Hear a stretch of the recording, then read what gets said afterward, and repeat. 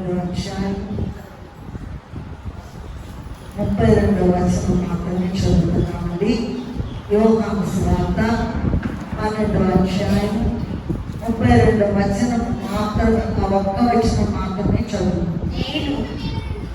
నేను భూమి మీద నుండి పైకెత్తబడిన ఎడల అందరినీ నా యొద్దకు ఆకర్షించుకొద్దునని చెప్పి మరొకసారి నేను చదువుతాను. నేను భూమి మీద నుండి పైకెత్తబడిన ఎడల అందరినీ నా యొద్దకు ఆకర్షించుకొద్దునని చెప్పాను. చిన్న ప్రార్థన చేసుకుందాం.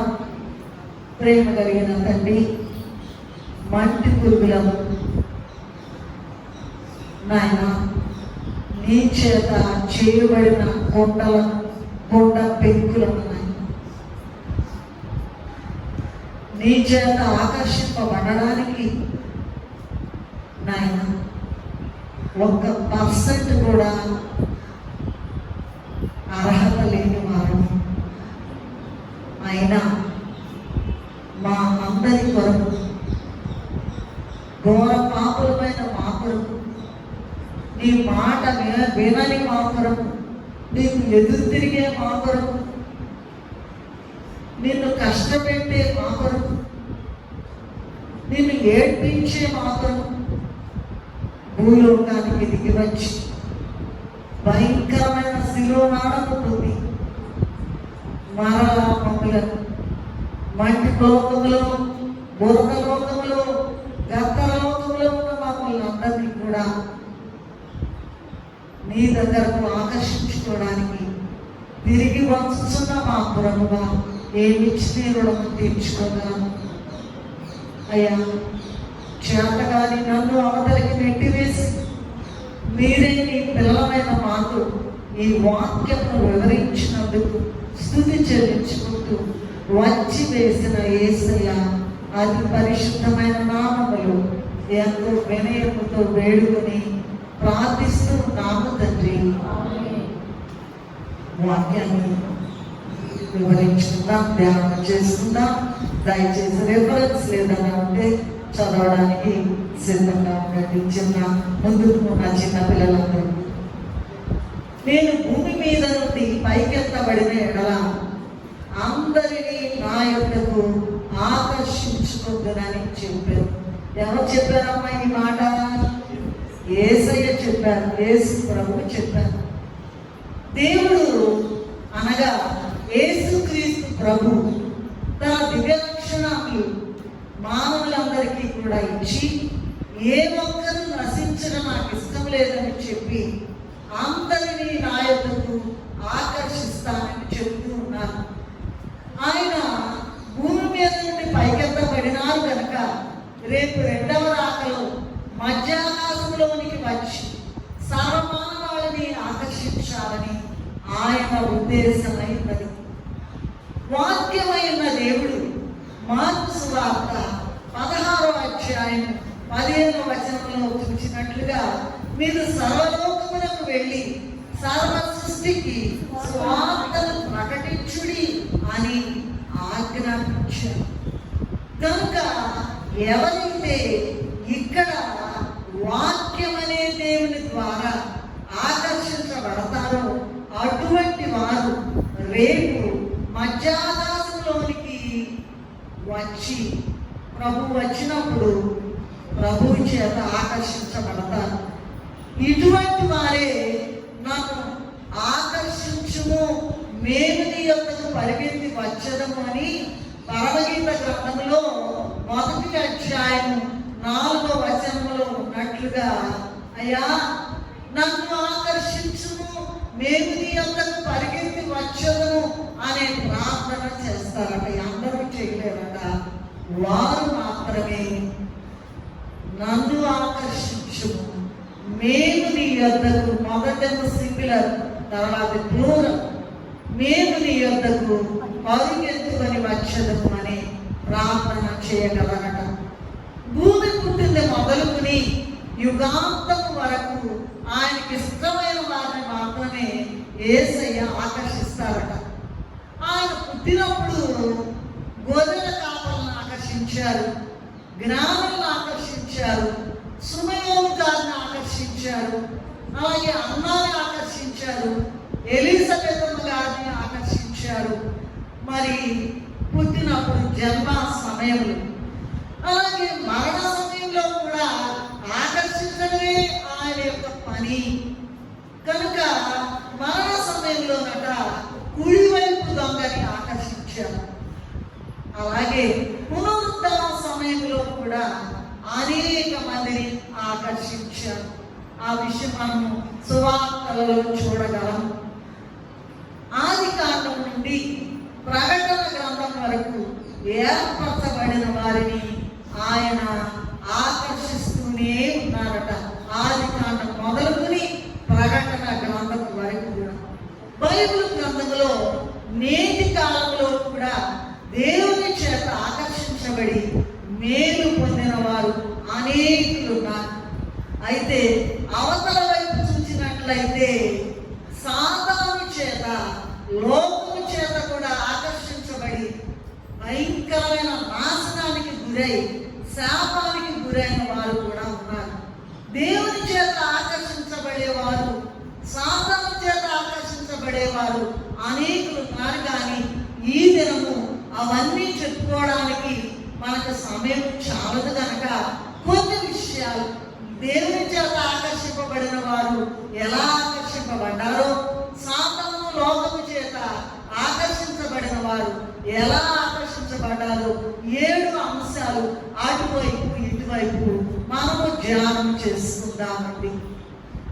కొద్దిమంది మొట్టమొదటి చూసినట్లయితే దేవుని చేత ఆకర్షింపబడిన వారిలో నంబర్ 1 నోవహు గారు.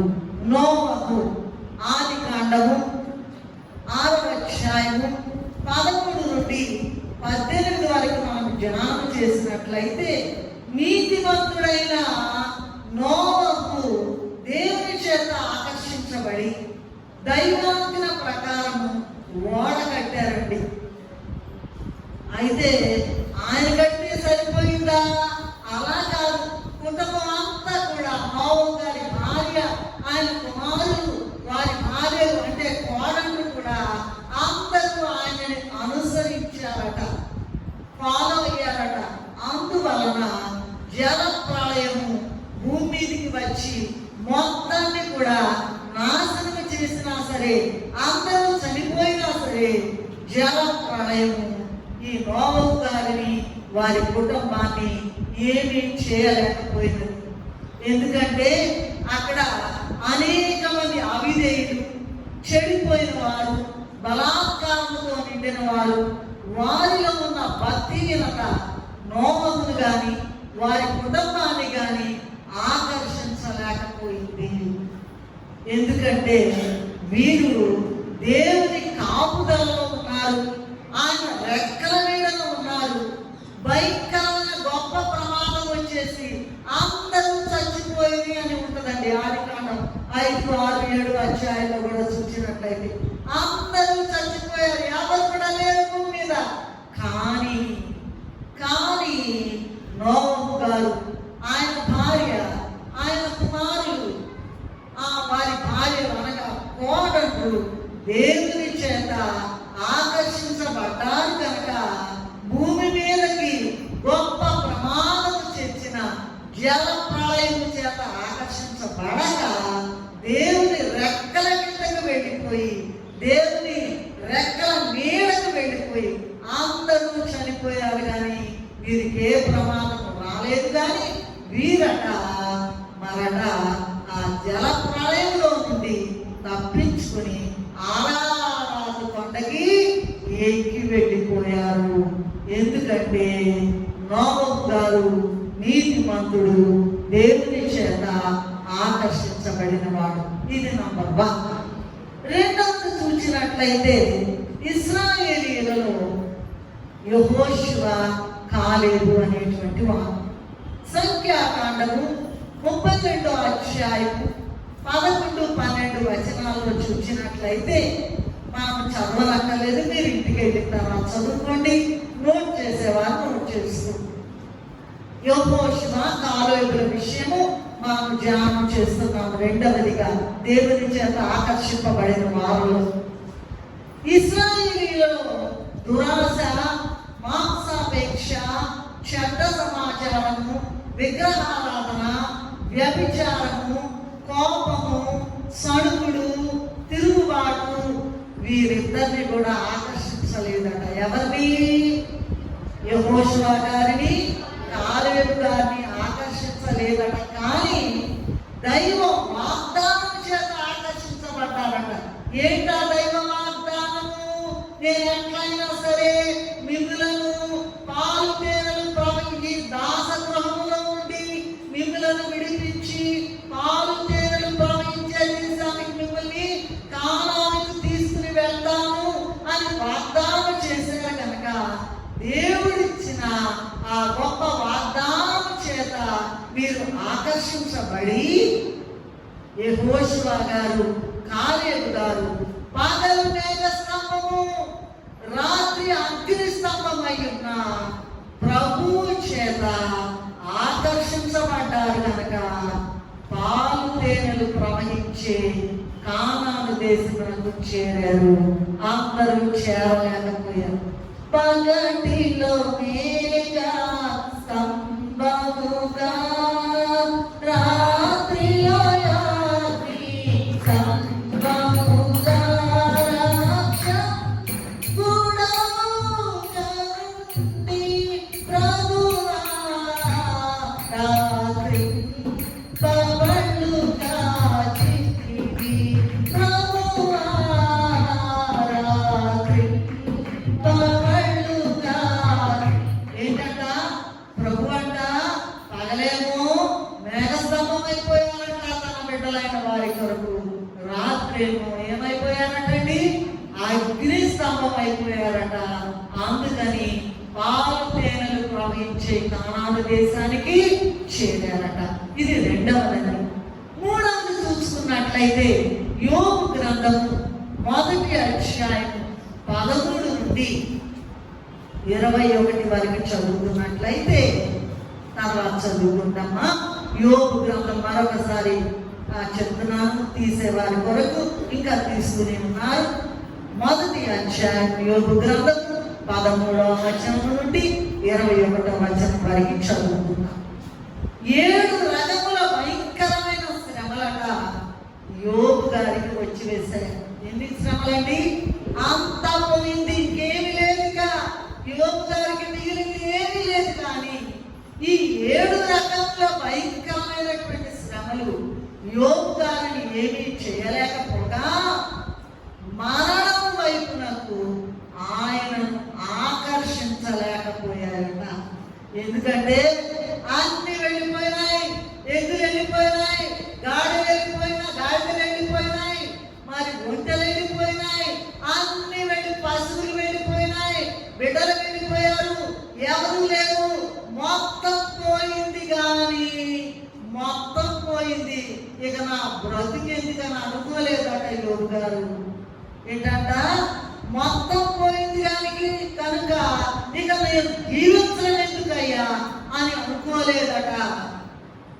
అనుకోకపోగా యోబు గారట దేవుడిని దోషకుడిగా కాకుండా ఏంటయ్యా ఎట్లా చేసావు? నేను నిన్ను నమ్ముకున్నాను కదా, నిన్నెంతో ఆశ్రయించాను కదా, నీకెప్పుడు నేను ధూపం వేస్తున్నాను కదా, నీకెంతో ప్రార్థన చేస్తున్నాను కదా, ఇలా చేసేవేంటి నాయన అని ఒక మాట కూడా ఆయన నోట్లో నుంచి రాలేదట. ఆయన దోషకుడిగా మారలేదు, కానీ దోషకుడిగా మారిపోయాడట. దోషకుడు అంటే ఏంటమ్మా?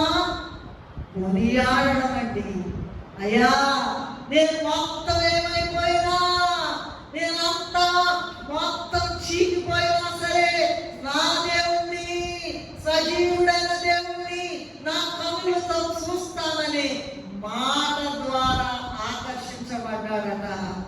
ఎందుకంటే ఈయనట దూషించేవాడుగా కాకుండా భూషించేవాడుగా, కొనియాడేవాడుగా, స్తుతించేవాడుగా మారిపోయాడట.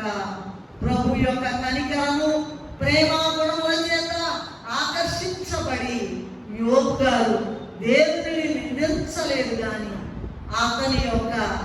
ఆయన యొక్క భయంకరమైన శ్రమలు కూడా దేవునిని ఎంతగానో స్తుతించాడట, వందనాలు చెల్లించాడట, స్తుతులు చెల్లించాడట, విరుదులు చెల్లించాడట, ప్రణతులు చెల్లించాడట, మంగళ స్తోత్రాలు చెల్లించాడట.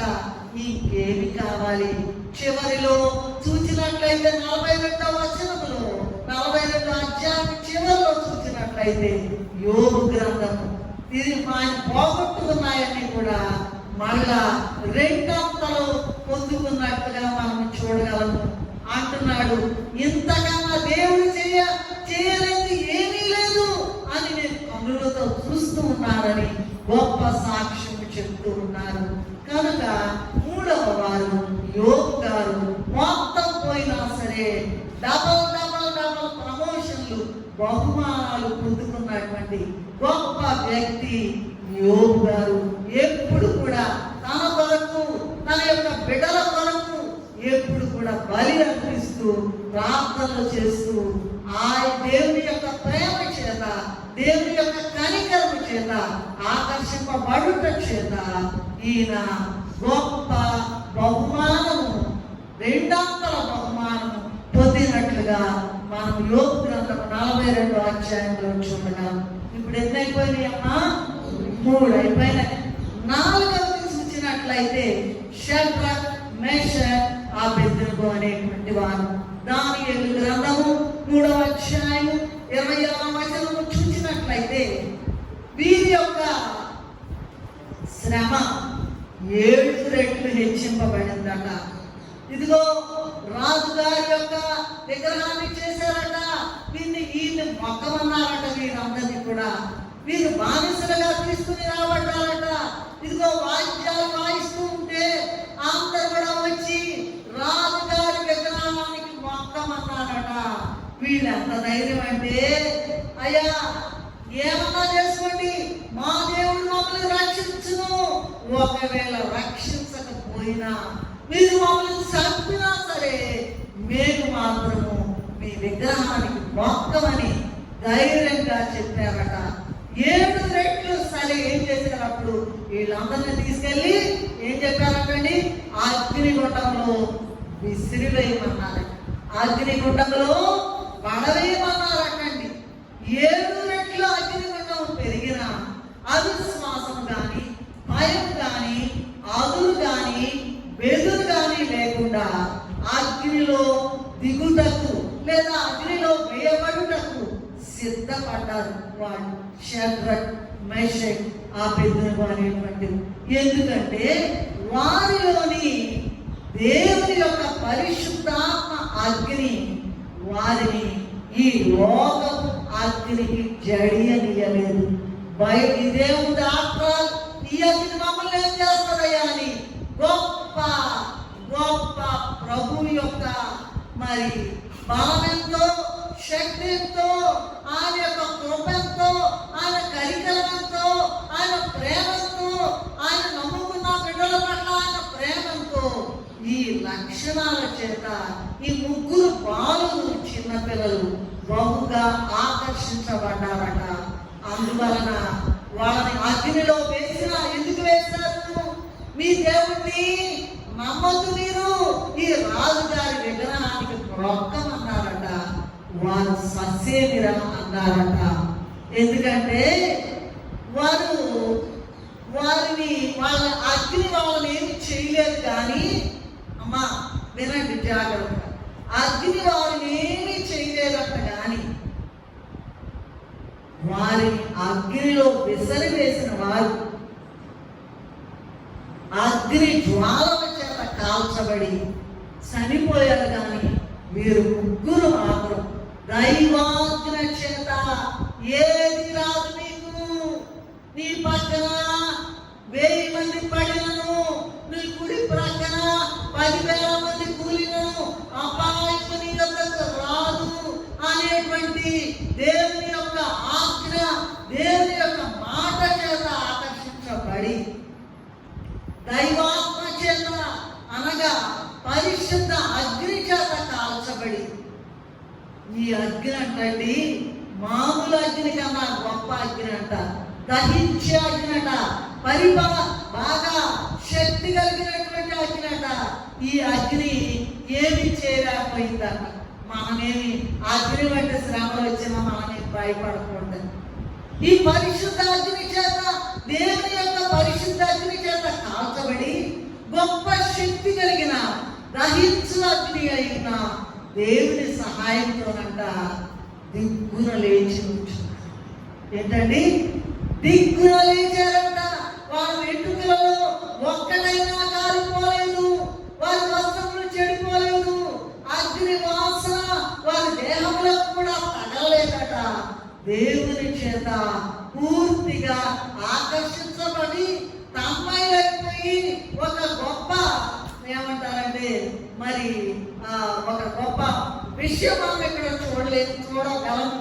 ఎందుకంటే మరి వాళ్ళకంట వాసన, అగ్ని వాసన కూడా అంటలేదంటండి, వెంట్రుకలు కాలిపోలేదంట, మరి వస్త్రాలు కూడా కాలిపోలేదంట. మనం పాడుకుంటాం కదా, నీ వాసన అంట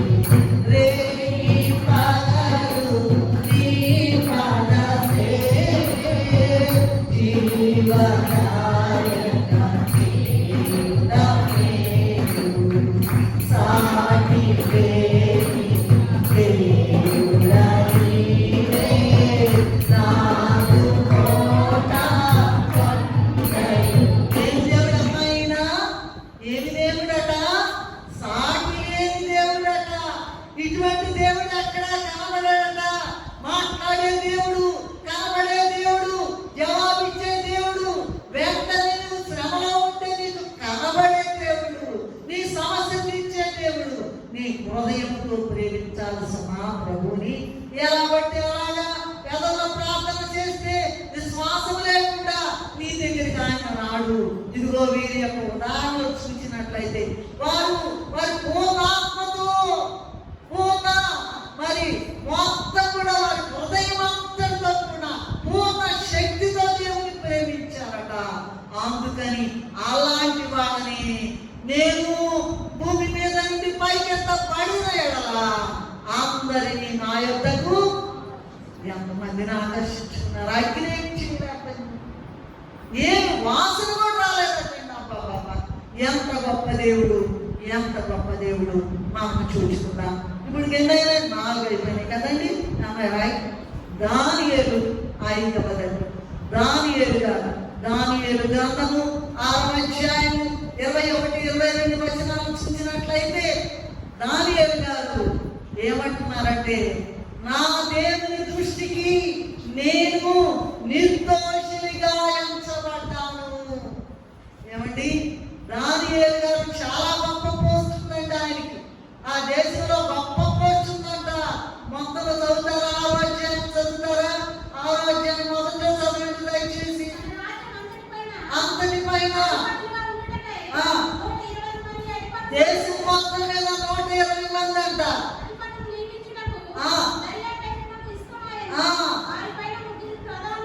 మొత్తం దేశం మొత్తం మీద అధిపతులు 120 మంది అంట. వాళ్ళలో ఎంతమంది అంటండి? వాళ్ళలో 3 ముఖ్యులట. అమ్మ చదువు. ఆ 3లో దానియేలు గారు ముఖ్యుడు, ప్రధానమంత్రి పొజిషన్. ఆ దానియేలు గారట 24 గంటలు కూడా ఆ వచనం చదువుతారా? యథా ప్రకారంగా యెరూషలేము కిటికీలు తెరిచి ఆయనట యథా ప్రకారంగా అనుదినము ముమ్మారు మోకాళ్ళు అనుదినము ముమ్మారు మోకాళ్ళుని కాళ్ళు పట్టుకోవడమే. నీవు కాళ్ళు పట్టుకుంటున్నావు అసలు? దేవుని ఆకర్షింపబడే వారి లిస్టులో నీవు ఉన్నావా? అందరూ కూడా ఏమన్నా అయ్యగారు ఏం రాశారంటే, లోకము హేళన చేయక మానదు, తెంపు లేకుండా తగిలేవుగా, ఏం మిగిలిపోయానే అని మోస్తారంట. ఎవరైతే ఆకర్షింపబడరు వారి మోస్తారట. ఆ ఊపించుకునే వారి లిస్టులో మనం ఉండకుండా జాగ్రత్త పడదాం. కనుక దానియేలు గారు ఏమంటున్నారండి? దానియేలు గారు కూడా అదే శ్రమ వచ్చింది. శద్రకు మేషకు అబేద్నెగోలకు వచ్చిన శ్రమ వారినేమో తీసుకెళ్లి అగ్నిగుండంలో పడేశారు. దానియేలు గారినేమో సింహాల భూమిలో పడేశారు. ఎక్కడ పడేశారండి? సింహాల భూమి. ఎవరైనా వదిలిపెడతాయా సింహాలు? ఏమా పాని ఎవరన్నా వదిలిపెడతాయా? సింహాలు వదిలిపెడతాయా? మంచి కనపడతాయి తినకుండా వదిలిపెడతాయా? వదిలిపెట్టదు. అయితే సింహాలు కానీ సింహాలు కానీ తనను ఖచ్చితంగా చంపివేస్తాయని భయమట దానియేలును ఆకర్షించలేకపోయిందట. ఏమండి? సింహాల ముందు పడేస్తే ఇంకేమన్నా నా పని అయిపోయిందని ఆ మాట ఆకర్షించలేదంట. సింహాలు తనను కొరికి వేసి చంపివేస్తాయనే మాట దానియేలు కానీ ఆ భయం ఆకర్షించలేదట. కానీ దానియేలు మీద నింద మోపారే, సజీవుడనే యేసయ్యను నమ్ముకున్నారని చెప్పి తీసుకెళ్ళి ఆ సింహాల భూమిలో వేశారే. దానియేలు సింహాల భూమిలో పడవేయబడగానే సింహాలట, అమ్మో దేవుని భక్తుడు వచ్చి వేశాడు, నోరు తెలిస్తే వాసన వస్తుందేమో, చెడు వాసనని సింహాలు నోళ్ళు మూస్తున్నాయట. ఏమా మనం వేస్తే సగం వెళ్ళగానే లాగి పడేస్తాయి సింహాలు. ఆలోచించండి. మన ఆకర్షణ దేవుడు మన పట్ల ఎలా ఆకర్షణ, మనము దేవుని పట్ల, దేవుని ప్రేమ పట్ల, ఆయన యొక్క ఆ కనికరం పట్ల, జాలి పట్ల, ప్రేమ పట్ల మనం ఎలా ఆకర్షితులం అవుతున్నామో ఒక్కసారి ఆలోచన చేసుకుందాం. మాటలు కాదండి. యేసు ప్రభు నమ్ముకుని ఇరుకు ద్వారంలో నడవాలంటే భయంకరమైన శ్రమలు వస్తాయి. అవన్నీ జయిస్తేనే సియోను పాటలు సంతోషముగా పాడుతూ సియోను వెళ్ళడం, అంతేగాని లేకపోతే మధ్యలోనే ఆగిపోవడం. కనుక సింహాలు తనను ఖచ్చితంగా చంపివేస్తాయనే భయము దానియేలు గారినట ఆకర్షించలేకపోయిందట. అయితే దానియేలు మీద నింద మోపారే ఆ మనుష్యులు, వారి భార్యలు, వారి కుమారులు గుహ అడుగునకు రాకమునిపే వారి ఎముకలను సైతము సింహాలట పౌరుల కొరికి పొడి చేసినాయనే మాట ఉన్నది. అక్కడ చూసుకోండి. పౌరుల కొరికి ఎముకలు కూడా వదిలిపెట్టకుండా పగుల కొరికి పొడి చేసినాయంట అంట. ఎందుకంటే జీవగల దేవుడట ఇమ్మీడియట్ గా దిగి వచ్చేసాడట. తన దూతను పంపించాడట, రక్షించాడట. ఒక ఆశ్చర్యకరమైన మాట ఇక్కడ చూడగలం మనం. ఎందుకంటే ఇక్కడ ఆ పడవేసింది ఎవరండి? రాజుగారు పడైతే రాజుగారంట లేచి నుంచున్నాడు. రాజుగారంట సంతోషభరితుడై, అది అత్యంత ఉందంటే ఆ మాట ఎక్కడ ఉందో చదవగలరా? అత్యంత సంతోషభరితుడై చాలా సంతోషించాడంట. ఎందుకంటే రాజుగారికి దానియేలు గారి భక్తి తెలుసు, దానియేలు గారి విశ్వాసం తెలుసు, దానియేలు గారి యొక్క పట్టుదల తెలుసు, దానియేలు గారికి ప్రభు పట్ల ఉన్నటువంటి ఆశ తెలుసు. అందువలన అబ్బా వాళ్ళేమో అడుగు రాకముందే పగల వరకు పొడి చేస్తే దానియేలు గారిని తినడానికి, చంపివేయడానికి సింహాలంట గడగడ ఏం చేసినాయండి? భయపడియా, మునిగిపోయింది. దానియేలు గారు ఎంత పరమ భక్తుడు. సింహాలు భూమి కానీ సింహాలు కానీ నన్ను చంపేస్తాయమనే భయం ఆయన ఆకర్షించలేదు. కానీ దేవుడు నన్ను విడిచిపెట్టడు, గ్యారంటీగా దేవుడు నన్ను రక్షిస్తాడు అనేటువంటి ఆ గొప్ప ఆకర్షణ చేత లేదా ఆ గొప్ప ప్రేమ చేత ఆకర్షితుడై దానియేలు గారు వేయబడినప్పుడు సింహాలు నోళ్ళు తెరవలేదట. దానియేలును సింహపు గోములో కాపాడినది నీవే కదా.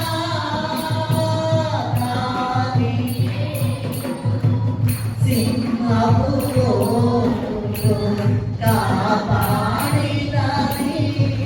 నీవే కదా.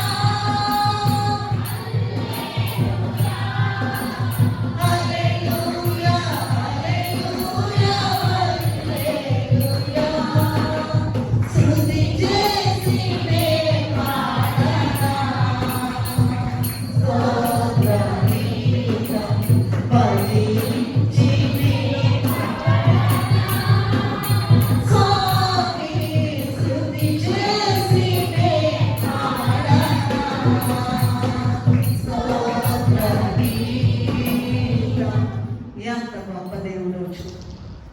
పేరుకి పేదవులతో ప్రార్థన చేయడం వెంటనే మారు. ప్రభు మీద ఆనుకుని జీవించండి. ఆయన వచ్చేస్తున్నాడు. భూమి మీద నుండి నేను పైకెత్తబడినా పైకెత్తబడ్డారా లేదా అందరినీ నా యొక్కకు ఆకర్షించుకుందును. ఆ ఆకర్షించుకునే వారిలో నీ ఉన్నావా లేదా ఒక్కసారి మరి పరిశీలించుకోవలసిందిగా దేవుని నామములో, యేసు ప్రభు నామములో విజ్ఞప్తి చేయగలుగుతూ ఉన్నా. ఈ దానియేలు గారు సింహాలను తప్పించుకుని సజీవముగా దేవుడు ఎదుర్కొంటాడమ్మా. మన బిడ్డలకి జ్వరం వస్తేనో చిన్న ఇబ్బంది వస్తేనో ఏం చేస్తామమ్మా? ఏం చేస్తామండి? భయపడిపోతాం. ఏమన్నా ఇబ్బంది వచ్చిందేమో హాస్పిటల్కి తీసుకెళ్ళాలేమో, తీసుకెళ్ళిన తర్వాత ఏమవుతుందో మునిగిపోతాం. దేవుడు ఊరుకుంటాడమ్మా? దేవుడు ఊరుకుంటాడా? సింహాల బొమ్మలో వెళ్తే ఊరుకుంటాడా? తగ్గ మందికి వచ్చాడంట. తల్లి కన్నా తండ్రి కన్నా ప్రేమించే దేవుడు, నువ్వు నమ్ముకున్న దేవుడు నిన్ను ఎన్నటికీ కూడా విడిచిపెట్టడు అనేటువంటి విషయాన్ని జ్ఞాపకం చేస్తున్నాం. తర్వాత ఆనందం చూసినట్లయితే అపోస్తలులు మార్కు సువార్త 1వ అధ్యాయము 16 నుండి 20వ వచనం వరకు చూసుకున్నట్లయితే, అలాగే రోమీయులకు రాసిన పత్రిక 8వ అధ్యాయము 35 నుండి 39 వరకు చూసినట్లయితే మరి వీరట క్రీస్తు ప్రభు చేత వీరు మరి ఆకర్షింపబడ్డారట. ఎందుకంటే నన్ను వెంబడించుడి, సమస్తము విడిచి నన్ను వెంబడించుడి అనే యేసు ప్రభు యొక్క గొప్ప మాటల చేత వారు ఆకర్షించబడ్డారట.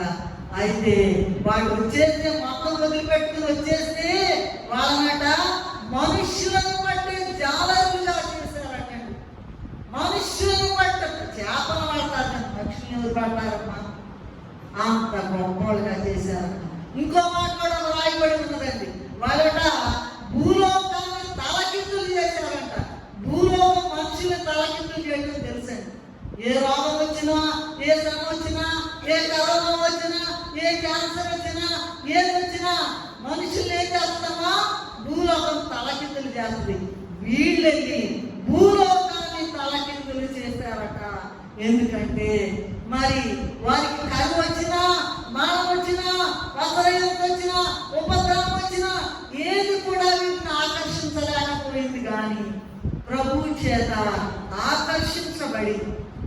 అనేకులను.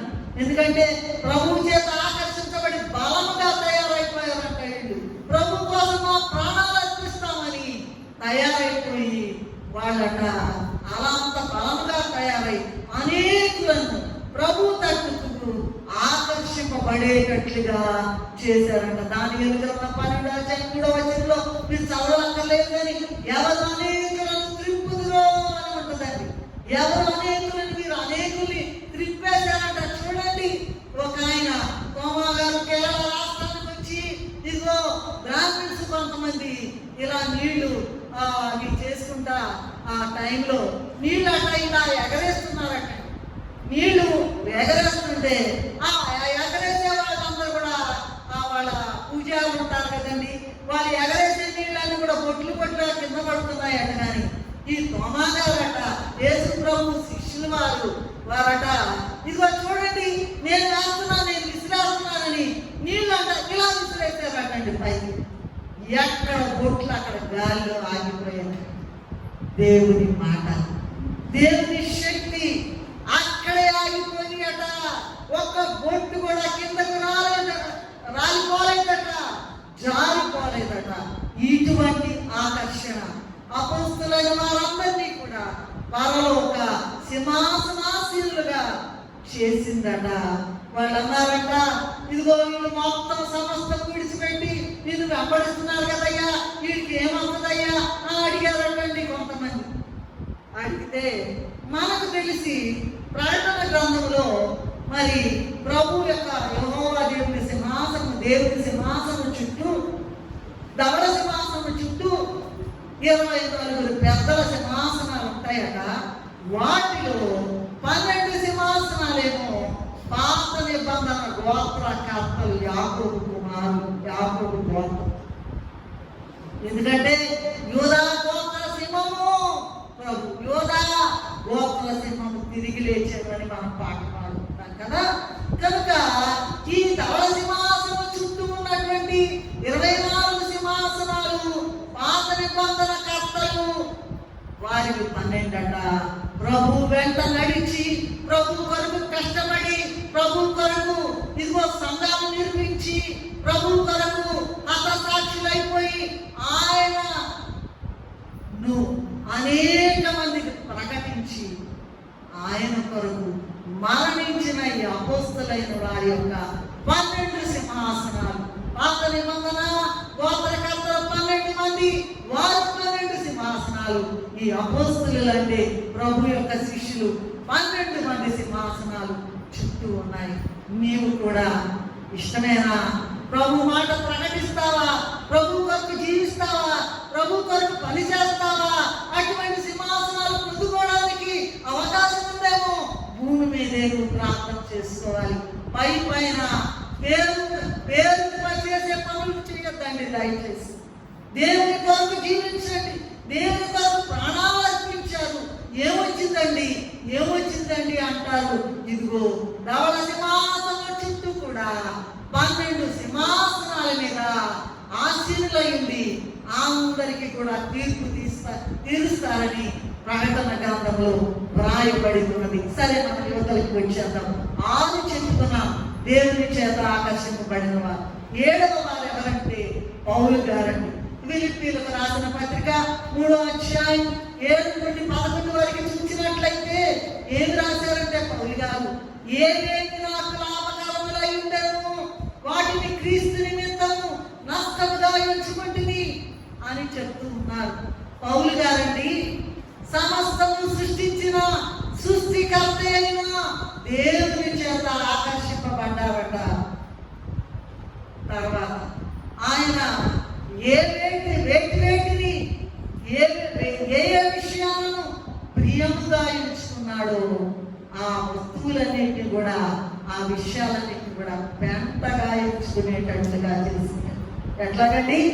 ఏ విషయాలకి ఇష్టంగా ఉన్నాయో, ప్రీతికరంగా ఉన్నాయో, ఇష్టంగా ఉన్నాయో పెంటను ఎవరైనా ఆశపడతారంటే ఇస్రాతో రాస్తారు. అలా వేశారట.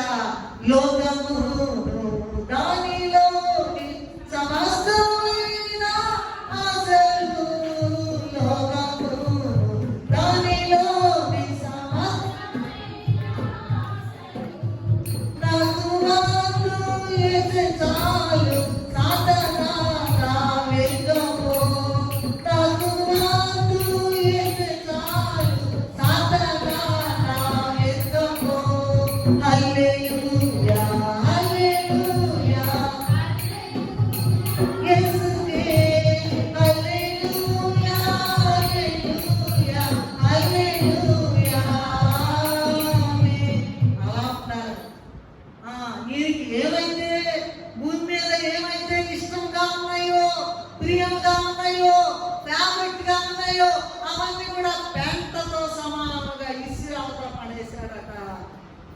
పౌలు గారిని ఏమీ కూడా క్రీస్తు ప్రేమ నుండి ఎడబాపలేకపోయినవి. మనము అక్కడ చూసినట్లయితే రోమేయులకు రాసిన పత్రికలో కూడా చూస్తాము. శ్రమ అయినను, కరువైనను, వస్త్రహీనతయైనను, ఉపద్రవమైనను, దేవదూతలైనను, మరణమైనను ఏది క్రీస్తు ప్రేమ నుండి ఎడబాపలేదని రూఢిగా నమ్ముచున్నాను అనేటువంటి మాట ఉన్నది. అందుకని దేవుని యొక్క బలమైన ఆకర్షణ శక్తిని బట్టి పౌలు గారు 1 కొరింథీయులకు రాసిన పత్రిక 11వ అధ్యాయం 1వ వచనంలో ఏమంటున్నారంటే, నేను క్రీస్తును పోలి నడుచుకొనుచున్న ప్రకారం మీరు నన్ను పోలి నడుచుకోండి. ఎట్లా అంటండి? నన్ను పోలి నడుచుకోమన్నారండి. అబ్బాబ్బా, ఎవరు చెప్తారు నాలాగా నడవండి అని ఎవరన్నా చెప్తారా? ఎవరు నడవలేదండి. అయితే ఈయన నడిచాకట నన్ను పోలి నడుచుకోండి, ఛాలెంజ్ చేసి చెప్తున్నాడండి అని చెప్పగలిగిన పౌలు గారు దేవుని మాట చేత, దేవుని ప్రేమ చేత ఆకర్షింపబడ్డాడట. ఇప్పుడు మన దగ్గరకు వద్దాం. ఈ 7 అంశాలు అయిపోయినాయి కదా. దేవుని చేత ఆకర్షింపబడిన వారి గురించి చెప్పుకున్నాం కదా. మరి దేవుని యొక్క బలమైన ఆకర్షణలో ఉన్నటువంటి పౌలు గారు ఇలా చెప్తుంటే, దేవుని ఆకర్షణలో ఉన్నామని చెప్పుకునే మనము ఈ మాట చెప్పగలమా? నాకేదొద్దు, నా యేసయ్య చాలు, నాకేదైనా చేస్తాడు, మొత్తం భూమి తీసుకొచ్చి నీ కాళ్ళ మీద పడేస్తాడు అని నమ్ముతున్నావా? అదే ఆకర్షణ. అలా నువ్వు ఉన్నట్లయితే, అలా నువ్వు ప్రార్థన చేసినట్లయితే, అలా ప్రభు కాళ్ళు పట్టుకుని భూలోకం మీద నడిచినట్లయితే, ఎంత ఇరుకైనా సహించినట్లయితే, ఎంత శ్రమైనా దాటినట్లయితే నీకు కిరీటాలు తప్పవు, గొప్ప సింహాసనాలు నీకు ఇదిగో మరి పరిపాలన చేయడానికి నీకు ఇవ్వబడుతుంది. కనుక వీరందరూ కూడా ఏమని ప్రార్థన చేస్తారంట? నన్ను ఆకర్షించు. మేము నన్నంటే ఒక్కొక్కరే మనలో ప్రతి ఒక్కరు కూడా నన్ను ఆకర్షించయ్యా, నిన్ను వదిలిపెట్టకుండా నీ కాళ్ళు పట్టుకుని ప్రతిరోజు కూడా నీ కాళ్ళు నా కన్నీళ్లతో కడిగి ఎలాగైనా నన్ను తీసుకెళ్ళు ఆ పరమరాజ్యాన్ని అని ప్రార్థన చేస్తే అప్పుడు ప్రభు నిన్ను ఆకర్షిస్తాడు. నేను కూడా ఈ లోకంలో ఉన్నాను, నేను కూడా ప్రార్థన చేసుకుంటాను, నేను కూడా ఇది చేస్తాను. లేట్గా వస్తారు కొంతమంది, లెక్క లేకుండా ఉంటారు. ప్రధానమంత్రి వస్తే ఇన్ని బాధ్యతలు కడతారమ్మా, ఎంత టైట్ సెక్యూరిటీ. ప్రభుత్వం లెక్కలేదు చెప్పలేదు, ఎన్నింటికైనా అలా వచ్చినాం. అదేమంటే పిల్లలో, లేకపోతే తల్లిలో, లేకపోతే బిడ్డలో, లేకపోతే ఇంకేదో అర్జెంట్ మానో ఏదో అంత మాత్రం చేయడం ప్రభు మొత్తం వదిలేసుకుని పరుగులు ఎత్తుకు రావాలి దేవుని సన్నిధికి. మనందరూ రాకముందే మనం ఎంత టైం అనుకుంటామో, ప్రభువు తండ్రి కుమార పరిశుద్ధాత్మను ఇక్కడ వచ్చేసింటారు. లెక్కలేదా? ఎన్నింటికైనా రావచ్చా? ఏవేవో బుద్ధి సాకులు ఉంటాయి. దూరమని, లేకపోతే ఎవరో చుట్టాలు వచ్చారనో, లేకపోతే ఏదోనో అదనో ఇదోనో ఏదో ఒకటి బుద్ధి సాకు. అట్లా కాదు. దేవాది దేవుడు భూమికి, ఆకాశములకు, సముద్రములకు కర్త అయిన దేవుడు ఇక్కడికి వచ్చేసి నీ యొక్క స్తుతులు స్వీకరించడానికి వచ్చినప్పుడు నువ్వు లెక్క లేకుండా ఉంటే నిన్ను ఆకర్షిస్తాడా? ఆలోచించండి. ఆ మాట, అయ్యా నన్ను ఆకర్షించమనే మాట మనం చెప్పగలమా లేదా? ఆలోచించు. అవతల వైపు వెళ్ళిపోతాం. రెండవది, లోకము చేత, సాతాను చేత ఆకర్షింపబడి శాపానికి గురై నరకంలోకి వెళ్ళిపోయి ఇప్పుడు కూడా కాలేవాళ్ళు అనేకులు ఉన్నారు. మనం వాళ్ళ విషయం కూడా చూసుకుందాం. మొట్టమొదటి ప్రధాన దూత అయిన లూసిఫర్. ఎవరండి? లూసిఫర్ దూత అంటాడు, ప్రధాన దూత. మీరు చూసినట్లయితే యెహెజ్కేలు గ్రంథము 28వ అధ్యాయం 13-14 వచనాలు చూసినట్లయితే ఏం రాయబడి ఉన్నదంటే, దేవుని తోటయము ఏదెనులోని ఉంది మాణిక్యము, గోమేధికము, సూర్యకాంతమణి, రక్తవర్ణపు రాయి, సులిమాన్ రాయి, మరకతము, నీలము, పద్మరాగము, మాణిక్యము అనే అమూల్య రత్నాలతో బంగారంతో అలంకరించబడిందంట. ఎవరు?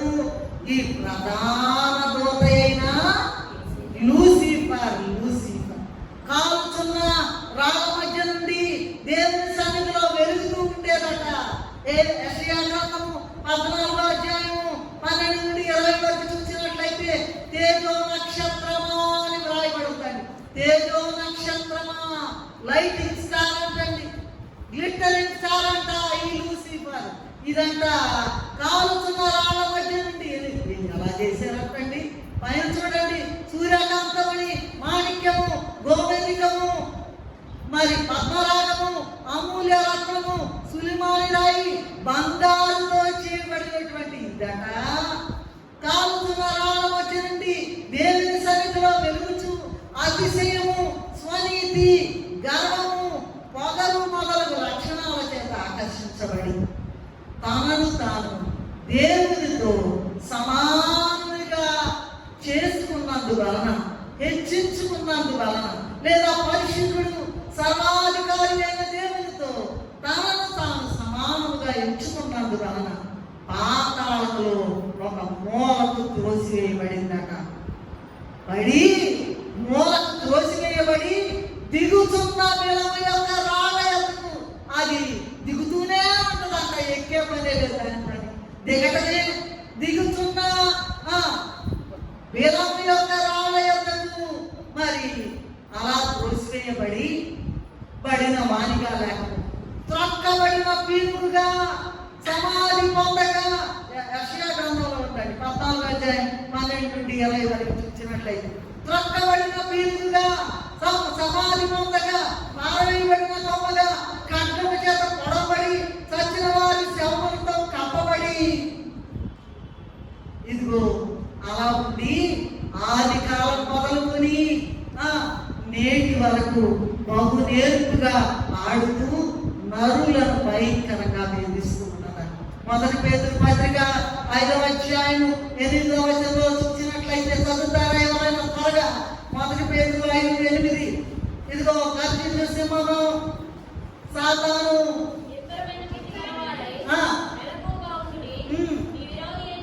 నీ విరోధి అయిన అపవాది గర్జించు సింహం వలె ఎవరిని విందుదింగుదునా అని వెదకుతూ తిరుగుచున్నాడట.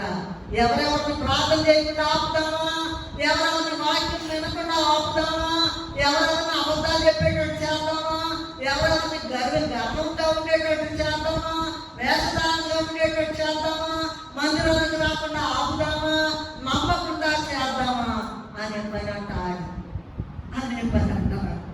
అందువలన మనం పాడుకుంటాం కదండి, ఆది కాలము మొదలుకొని నేటి వరకు ఆడిది నేర్పుగా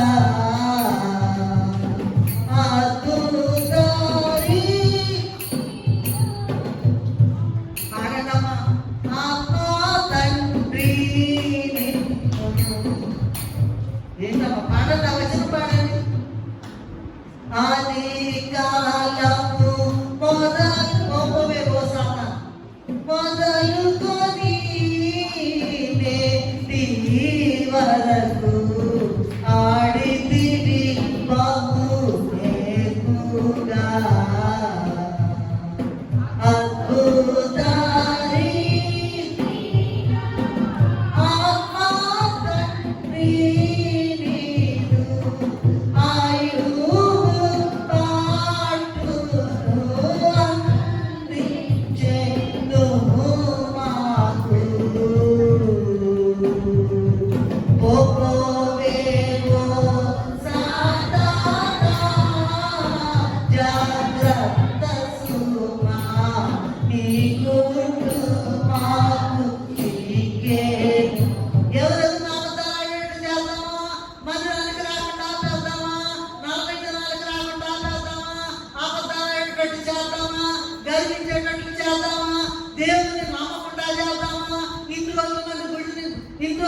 గుడికి వెళ్తున్నాం ఏం జరగలేదు అనే మనసు వెళ్ళి పెడతామా వాళ్ళు.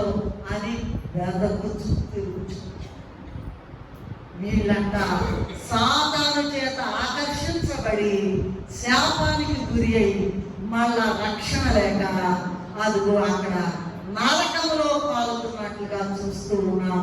ఈ లూసిఫర్ సాతాను ఇదిగో మనలను అలా చేస్తూ ఉందని ఇప్పుడే 1 పేతురు పత్రిక 5వ అధ్యాయం 8వ వచనంలో చూస్తున్నాం. రెండవది చూసినట్లయితే అంటే మొదటేమో ఫర్, రెండోది against. For lord and against lord. సరే, రెండవది ఏంటంటే ఆదాము మొదలైనటువంటి వారు ఘటసత్వమైన ప్రభు చెప్పారట, ఇదిగో అన్ని చెట్ల ఫలాలు తినండి, మధ్యలో ఉన్నది ఆ జీవజలాలు ఆ జీవ ఫలమైనటువంటి తినబాకండి అని అడిగితే అంటే సరేనని దేవుడికి చెప్పారట. ఆది సర్పము ఘట సర్పమైన సాతాను వలన ఆకర్షించబడ్డారట. ఎంత భయంకరమైన మాట! ఇదిగో ఇక్కడ లూసిఫర్ చేత ఆకర్షింపబడ్డారు. రెండవది ఘట సర్పమైన సాతాను, అన్ని అదేనండి. సాతాను చేత ఆకర్షింపబడి లోకము, దురాశ, నేత్రాశ, శరీరము, జీవపటము వాటికి లోనైపోయారంట. నా శరీరమే, నా బట్టలే, నా నగలే, నా ఇల్లే, నా బంగారమే, నా కాలే, నా విమానమే, నా పొలమే ఇయ్యండి. శరీరాశ, నేత్రాశ, జీవము డామముగా ఉన్నటువంటి వారట. ఎలా తయారో నేను చెప్తాను చూడండి. దైవములుగా ఉన్నవారు దేవునికి రోజు వచ్చి చల్లపడ్డది. ఆదమా ఎక్కడున్నావు నాయనా అనేవాడు. అమ్మా అమ్మమ్మ ఎక్కడున్నావు తల్లి అనేవాడట. దేవుని బిడ్డలైన వారు, దేవుని కుమారులైన వారు, దేవుని కుమార్తెలైన వారు దెయ్యాలుగా తయారైపోయారు. అంటే ఆ ఘట సర్పమైన సాతాను చేత ఆకర్షించబడి లోకము, శరీరాశ, నేత్రాశ, జీవపటంలో లోనై దైవములుగా ఉన్నవారంట మనుషులైపోయారంట. దేవుళ్ళుగా ఉన్నవాళ్ళు మనుషులైపోయారంట. అసలు చావే లేదనుకున్న వాళ్ళు, అసలు మరణమే లేదనుకున్న వారికి చావు వచ్చేసిందంట. అసలు కుళ్ళు పట్టడానికి వీలు లేని వారి శరీరములు లేదా దేహములు కుళ్ళు పట్టే శరీరాలుగా మారిపోయాయి. పాతి పెట్టామనుకోండి మనిషిని, నష్టాలు ఉంటాయండి. 3వ రోజుకే పొట్ట పగిలిపోయి పురుగులు వస్తాయని చెప్తారు. కుళ్ళు పట్టే శరీరం. వారు దైవములు, వాళ్ళు దేవుని బిడ్డలు, వాళ్ళు మనుషులు అయిపోయారంట. మనమేనండి. మరి అసలు చావే లేదన్న వాళ్ళకి చావు వచ్చేసిందంట. అసలు కుళ్ళు పట్టడానికి వీలు లేదన్న వాళ్ళ శరీరములు లేదా దేహములు కుళ్ళు పట్టే శరీరాలుగా మారిపోయినాయంట.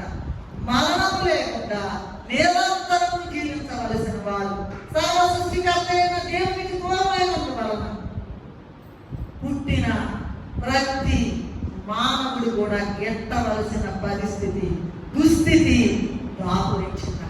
పుట్టిన ప్రతి వాడు చావాలి. అప్పుడు లేదు. పాపం ఉన్నందువలన, పాపం ప్రవేశించినందువలన, మనము దేవుని చేత ఆకర్షింపబడినందువలన, దేవుని మాట విన్నందువలన, దేవుడు ఎన్నో గడువులు ఇచ్చినా కూడా పెడదేవిని పెట్టడం వలన ఏమైపోయారండి? పుట్టిన ప్రతి వాడు చావాలి అనే దుస్థితి మానవులకు దాపురించింది. అయితే దేవుడట మహాప్రేమ కలిగి తన యొక్క ఏమన్నారంటే లిమిట్లెస్, ఇంకా దానికి హద్దు లేదండి, హద్దు లేని ప్రేమతో ఆయనే భూలోకానికి దిగొచ్చి వారి యొక్క పాపము క్షమించి మళ్ళా తన వైపుకి ఆకర్షించుకుని మళ్ళా అక్కడికి పరలోకపు ఏదేను తోటకి, మహిమగల తోటలోనికి మళ్ళా తీసుకెళ్తాడట. అయితే మరి ఆదాము హవ్వలు చెప్పవద్దన్న మాట, చెప్పవద్దన్న పండు తిన్నారు వాళ్ళు. మనకి కూడా అబద్ధాలు 10 ఆజ్ఞలు ఉన్నాయి. ఆ 10 ఆజ్ఞలు చదువుకోండి.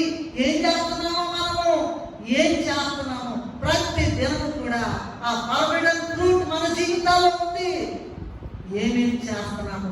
మీరు 10 ఆజ్ఞలు చదివినట్లయితే ఏమేమి తప్పులు చేస్తున్నామో మీకు స్పష్టంగా మీకు తెలుస్తుంది కనుక మరి ఆదామవులు పడ్డట్టుగా మనం కూడా పడకుండా ప్రభు చేత ఆకర్షించేవారుగా ఉండాలని నేను దేవుని ప్రేమతో మిమ్మల్ని విజ్ఞప్తి చేస్తూ ఉన్నాను. మూడో భార్య అంటే కయీను. ఆది కాండము 4 అధ్యాయం 7 నుండి 11 వరకు చదువుతున్నట్లయితే అక్కడ ఏముందంటే దేవుడు చెప్తున్నాడు కయీనుతో, నేను సత్క్రియ చేసే ఎడలా తానెత్తుకోవా, సత్క్రియ చేయని ఎడలా వాకిట పాపము కొంచెండు, నీ ఎడల దానికి వాంఛ కలుగును, నీవు దాన్ని ఏలుగు అనేను. మరి ఈయన దుష్క్రియల వైపున ఆకర్షించబడ్డాడట ఈ కయీను. ఆదామామ కొడుకేనండి ఈయన, అవునా కదా? అవునండి. కయీను మొదటివాడు, హేబెలు రెండోవాడు. ఇదిగో ఈయన దుష్క్రియల వైపును ఆకర్షించబడ్డాడట. ఎందుకంటే వీళ్ళంటండి దశపాదం తెచ్చారంటండి. ఏం తెచ్చారంట? భాగాలు వాళ్ళ ఈయనేమో గొర్రెలు కాచేవాడట, ఆయనేమో వ్యవసాయం చేసేవాడట. ఆయన దాంట్లో నుంచి దశపాదం తెచ్చాడు. ఈయన గొర్రెలు కాసే దాంట్లో నుంచి కొద్దిన గొర్రెలు తెచ్చాడు. దేవుడట ఎవరో నీ అంతరంగంలో బయటికి మంచి తేవచ్చు, కానీ నీ అంతరంగంలో ఏం చెడున్నాయో ఆవిడ తెలుసు. కయీను యొక్క అర్పణను దేవుడు అంగీకరించలేదు. హేబెలు యొక్క అర్పణను అంగీకరించాడు కనుక కయీను కనుక వెంటనే పాపం పొంచి ఉండి పాపపడి తమ్ముడిని చంపేసి భూమిలో పాతిపెట్టి దేవుడు అడుగుతున్నాడంట, కయీను నీ తమ్ముడు ఎక్కడా? ఏమో నాకేం తెలుసాయా? ఏమన్నాడండి? అబద్ధమో చంపాడు తమ్ముడిని. ఎందుకని? దేవుడేమో కయీను తెచ్చిన దాన్ని తీసుకోవాలి, అక్కడని హేబెలు తెచ్చిన దాన్ని ప్రొవ్విన వాటిలో ద బెస్ట్, శ్రేష్టమైందంట, బహుశ్రేష్టమైంది దేవునికి ఇవ్వాలట. కయీనేమో ఏమో కుళ్ళిపోయి ఓడిలిపోయి అట్లాంటివి తెచ్చారేమో. మన వాటిలో కూడా కానుకల్లో కూడా చిరిగిపోయినాయి, మాసిపోయినాయి, మట్టబడ్డాయి. ఒక మట్టబడి వేస్తుంటారు, ఏదో పడ్డారు. అలాంటి వాటికి ఫలము రాదు అని నేను చెప్తా ఉన్నా పరిశుద్ధ స్థలంలో నిలబడి. కనుక దేవుడట మరి అన్నాడంట, ఎక్కడున్నాడంటే నాకేం తెలుసయ్యా, మాట్లాడదు. ఇంకా నువ్వు మాట్లాడు, నీ తమ్ముని రక్తము నేలలో నుండి నాకు మొదపెట్టి. ఎంత గొప్ప దేవుడు అండి, ఎంత గొప్ప దేవుడు! ఆయన నరహంతుడు అయిపోయాడు. తమ్ముడైన హేబెలు మీద పడి క్రోధం కలిగి అతన్ని చంపి ఘోర శాపం తెచ్చుకున్నాడు. ప్రేమ, జాలి, కనికరము, కృపగల దేవుని వైపు ఆకర్షించబడక మరి హేబెలు అర్పణను మరి లక్ష్య పెట్టినందువల్ల మిక్కిలి పాపం కూడా భయంకరమైన పాపము తెలుసుకోండి, కానీ పాపము చేయొద్దని ఉందండి బైబిల్. కోపపరుడు కానీ అక్కడ అదుపు ఆపలేదండి. నోటి పరలోకమే లేదు, నరకమే లేదు, ఈ నాలుగే మన ఇష్టం వచ్చినట్టు వాగుతుంటాం. ప్రతిది కూడా రాయబడుతుంది. ప్రతిది కూడా నువ్వు నేను పరలోకం వెళ్ళగానే, అక్కడికి వెళ్ళగానే ఇదిగో గ్రంథాలు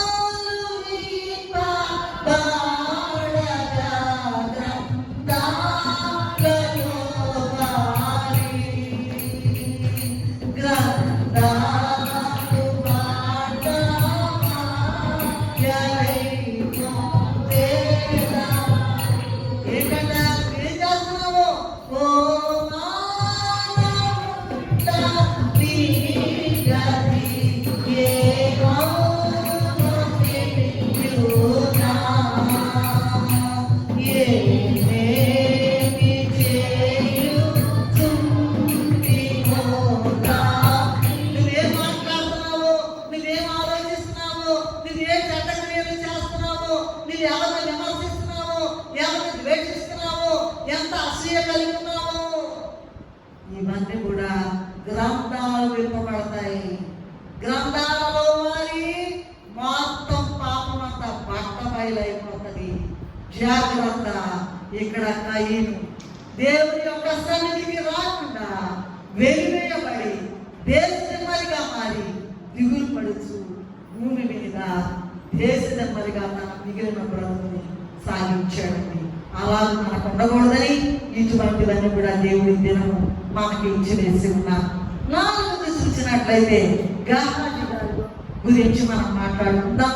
2వ రాజుల గ్రంథము 5వ అధ్యాయము 20-27 వరకు చూసినట్లయితే ఎలీషా గారి శిష్యుడైన ప్రవక్త గారి శిష్యుడైన గెహాజీ దైవజనుడి దగ్గర నుండి ఎలీషా గారి దగ్గర నుండి ఎన్నో మహిమలు చూశాడు. వీటి ద్వారా దేవుని చేత ఎంతో ఆకర్షింపబడ్డాడు. కానీ కుష్ఠరోగం నుండి బాగుపడిన ఆ సిరియా దేశపు నయమాన్, సిరియా దేశపు సైన్యాధిపతి అయిన మళ్ళీ పాడతాం గ్రంథాలు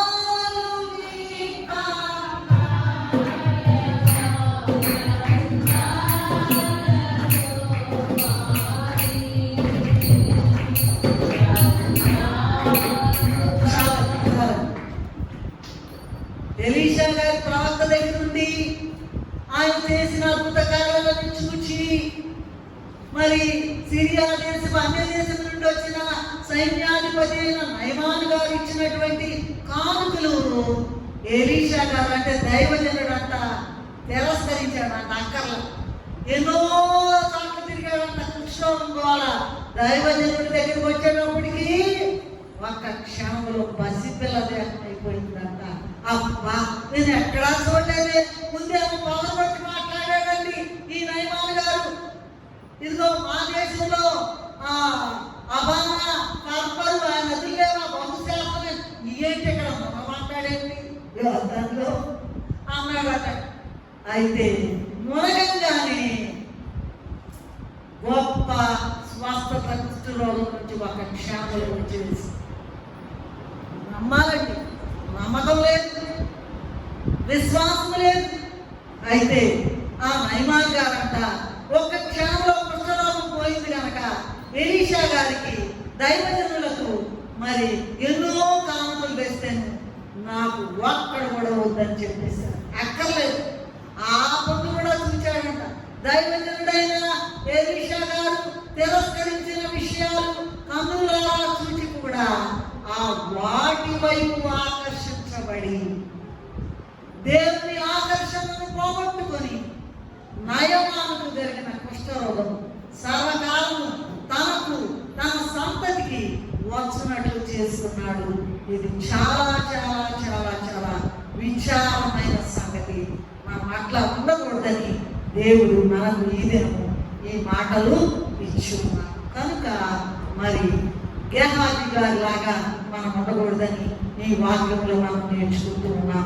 5వ చూసినట్లయితే సంసోను గారు ఒక్కొక్కరు ఒక్కో రకానికి ఒక విషయానికి ఆకర్షించబడ్డారు. దేవుడు కాకుండా any other thing other than God, ఇంకేదైనా ఏ వస్తువులో బంగారం పొలము ఎవరు ఇంకొక ఇక్కడ స్త్రీ చేత ఆకర్షించబడ్డాడండి.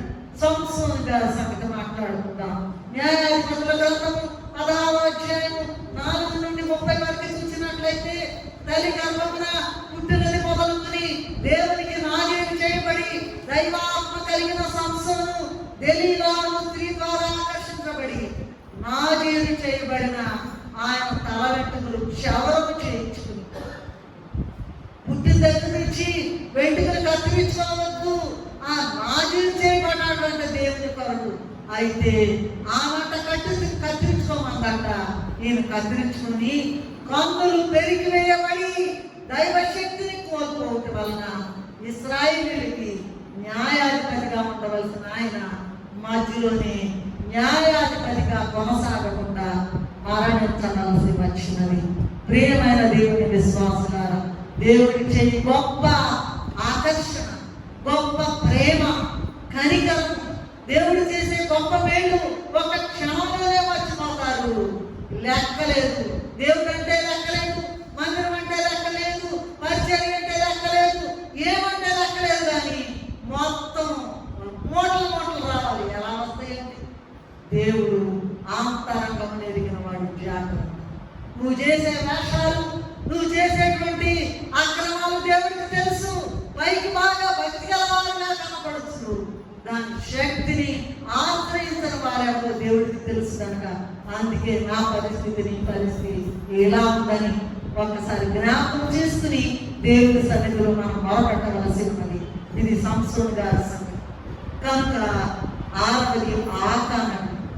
యెహోషువ గ్రంథము 7వ అధ్యాయము 11 నుండి 25 వచనాల వరకు చదువుకున్నట్లయితే ఈయనంట బంగారంపై ఆకర్షించబడ్డాడట. ఇశ్రాయేలీయులైన వారు దేవుని ఆజ్ఞ ప్రకారం యెరికో పట్టణమును నాశనం చేసేసారంటే దేవుని మాట అంటండి. ఆయన ఏమి ఆయుధాలు పట్టుకోవాలి, మై పీపుల్ అన్నాడంట దేవుడు.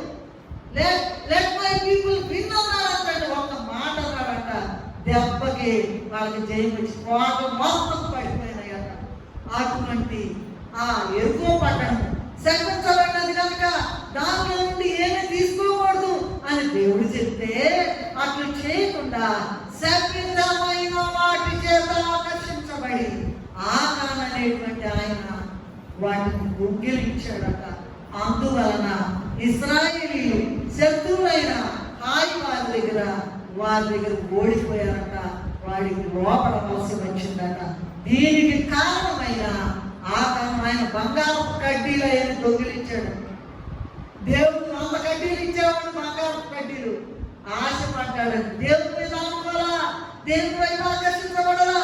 దీనికి కారణమయ్యాడు కనుక ఆకాన్ అతని సంతానాన్ని తీసుకెళ్లి రాళ్లతో కొట్టి చంపేసినట్లుగా మనం యెహోషువ గ్రంథం దేవుడి మాట వినాలంటే దేవుడి మాట వినాలి, దేవుడి మాట వినాలి, ప్రార్థన చేయాలి, ఆయన కాళ్ళు పట్టుకోవాలి, ప్రతిరోజు కాళ్ళు కడగాలండి. లేకపోతే నీకు నాకు మోక్షం లేదు.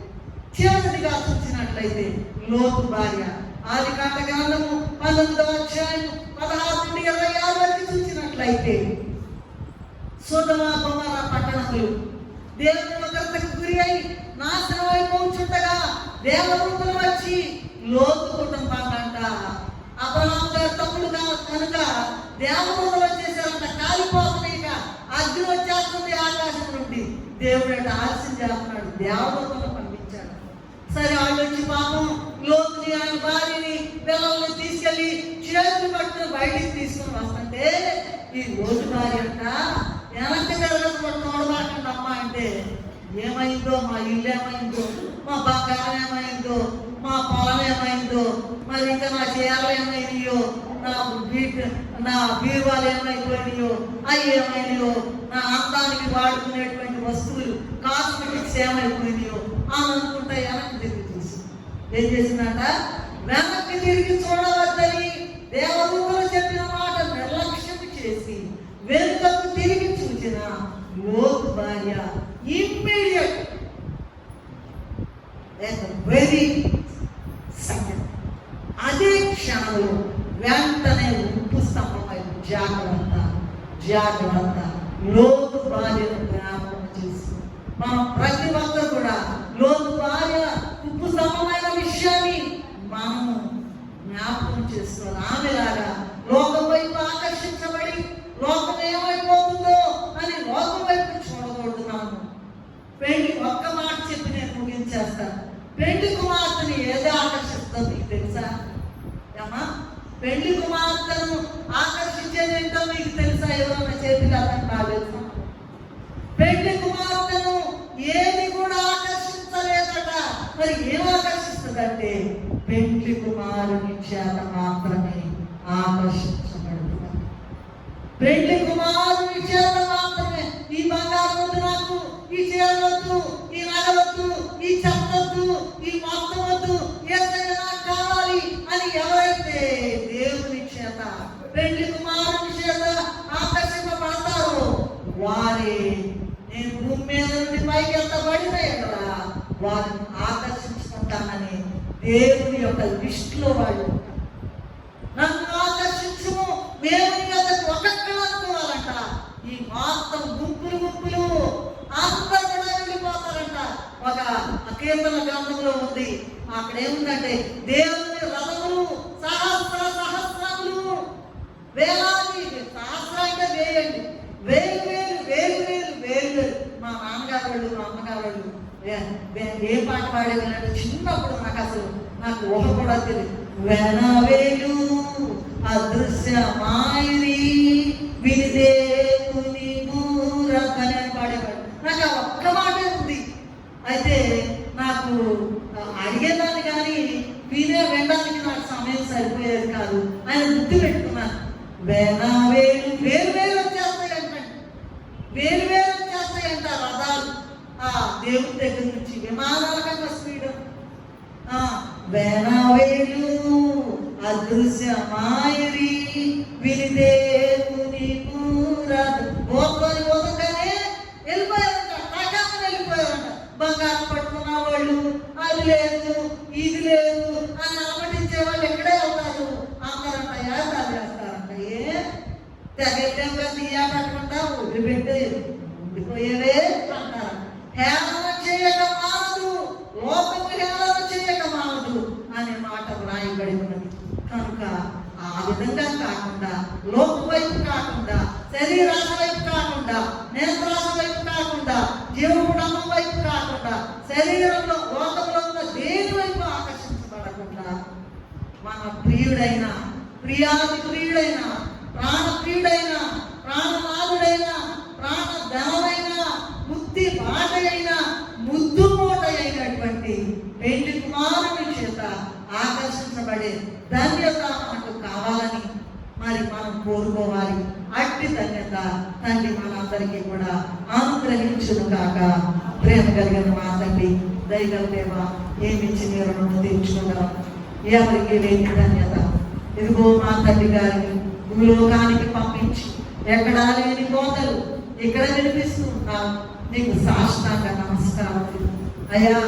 ఇదిగో నీ చేత ఆకర్షించబడిన పరమభక్తులైన వారంతగా సాతాను దాని యొక్క అనుచరుల చేత ఆకర్షింపబడి నరకంలో పాల్గొన్న వారి వైపు మేము ఆకర్షించబడకుండా పెళ్లి కుమారుడైన నీ వైపు చూస్తూ, ప్రతిదినము నీ మాట వింటూ, నీ స్వరం వింటూ, నీ ముఖానందాన్ని చూస్తూ, నీ ప్రత్యక్షత అనుభవిస్తూ, నీవు మహిమ వేగంలోకి మధ్యాకాశంలోకి వచ్చి వేసినప్పుడు పరుగెత్తుకొని వెళ్ళి అయ్యా నీ యొక్క కౌగిలిలో ప్రభుగా నీతో కలిసిన ఆయన తండ్రి నాయన మహిమ సింహాసనాలు ఎక్కడానికి పరమతాలను చేరే బాధ్యత ఈ వాక్యం వినే ప్రతి ఒక్కరికి అనుగ్రహించుమని వచ్చి వేసిన యేసయ్య అతి పరిశుద్ధమైన నామములు స్తుతించి వేడుకొనుచున్నాము తండ్రి.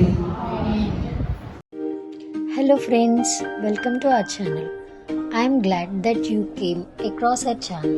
మా వీడియోస్ మీకు నచ్చుతున్నట్లయితే లైక్ చేయండి, కామెంట్ చేయండి, షేర్ చేయండి, సబ్స్క్రైబ్ చేసి బెల్ ఐకాన్ని ట్యాప్ చేయండి. Thanks for watching. మర్నాథ్.